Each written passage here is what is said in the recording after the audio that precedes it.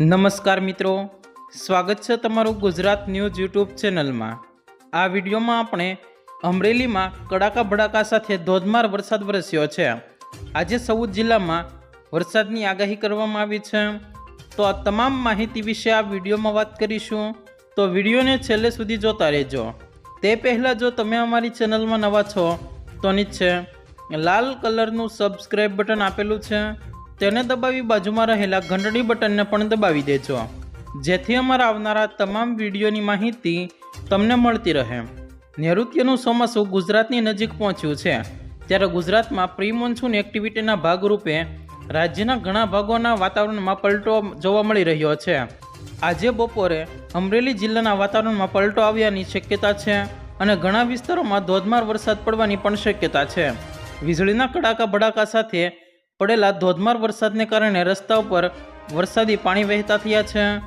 અમરેલીના ખાંભા અને ગ્રામ્ય વિસ્તારમાં બપોર બાદ વરસાદી માહોલ જામ્યો તેવી શક્યતા છે। ખાંભા, બોરલા, ખડાધાર, ધાવડિયા સહિતના વિસ્તારમાં વરસાદ પડ્યો છે। અહીં ભારે પવન અને કડાકા સાથે ધોધમાર વરસાદ ચાલુ થયો છે, જ્યારે રસ્તાઓ પર વરસાદી પાણી વહેતા થયા છે। આજે 10 જૂનના રોજ રાજ્યના ઘણા જિલ્લામાં હળવાથી મધ્યમ વરસાદની આગાહી હવામાન વિભાગ દ્વારા કરવામાં આવી છે।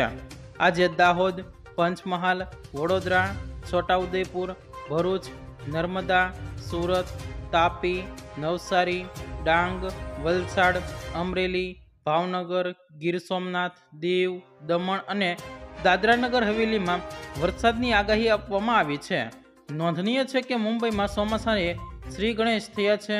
ચોમાસું સમય કરતાં 2 દિવસ વહેલું મુંબઈમાં પહોંચ્યું છે। મુંબઈમાં વિધિવત રીતે ચોમાસાનો પ્રારંભ થયો છે।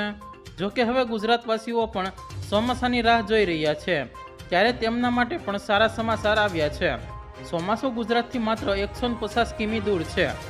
જો મિત્રો તમને આ વિડીયો પસંદ આવ્યો હોય તો વિડીયોને લાઈક કરો, તમારા મિત્રો સાથે શેર કરો અને ચેનલમાં નવા છો તો ચેનલને સબસ્ક્રાઈબ જરૂર કરી લેજો, જેથી અમારા રોજના તાજા અને અગત્યના સમાચાર સૌ પ્રથમ તમને મળતા રહે।